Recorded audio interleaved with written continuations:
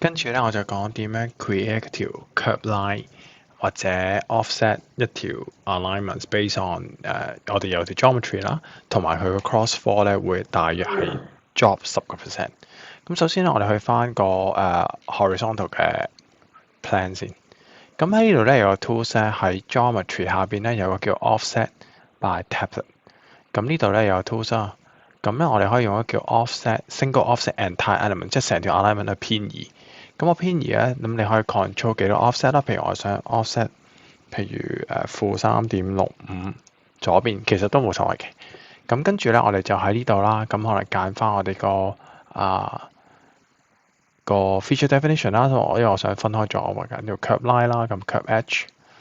咁跟住咧，我就會揀翻隔離呢一個。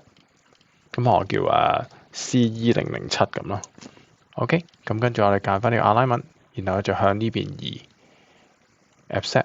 咁咪問你會唔會 mirror 嘅？咁我就撳咗 no， 即係唔 mirror 啦。如果咪就兩邊一齊做嘅 accept。咁應該咧就會出咗一條咁嘅 alignment。呢個 alignment 咧就係向呢邊咧就係偏移咗幾多3.65個 levels 出嚟嘅啦。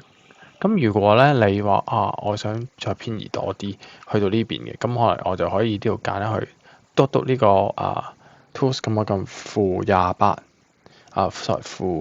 -28-7.65，咁你就可以再根據呢度咧去唔同嘅偏移啦。咁我係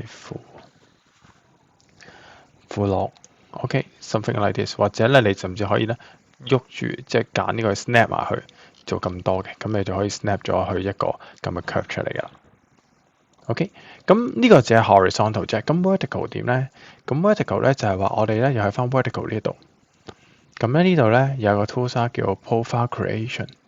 咁我哋咧就可以咧或者個 element profile 有個叫 profile by slope from elements。咁呢個 tools 咧係可以咧將我呢條原本喺條 alignment 入邊嘅tools 就可以咧直接 from 去 offset 幾多。咁 offset 嘅時候咧，你可以見到咧，可以 base on 個 slope 或者 vertical offset 或者去 offset。咁我而家要跌10% 啫，咁我就揀咗 slope -10，然後就 select 嗰個 offset 嘅 curve， 跟住就 right click， 然後叫佢揀 reference element 嘅，咁你可以揀翻呢條 reference element， 然後撳 accept， 咁 accept 出嚟啦 ，accept 晒所有嘅 information 咧，咁咧如果我而家喺 3D 上面睇咧。咁就應該會見到咧，呢條咧就係嗰個 offset 咗一個offset 咗嘅 element 出嚟啦。呢個咧就係由呢個 geometry 咧 offset 出嚟。咁如果你想 test 咧，咁你可以揀翻條 element 啦，撳 properties。咁如果你發覺，咦，我想唔係-10，我撳錯咗，係咪再 delete 去再做過咧？唔使，你 properties 呢度咧，你見到-10，譬如我想試-9%， enter， 咁其實佢都會跟住去變。咁你捉完之後咧，其實 3D alignment 都會跟住去變。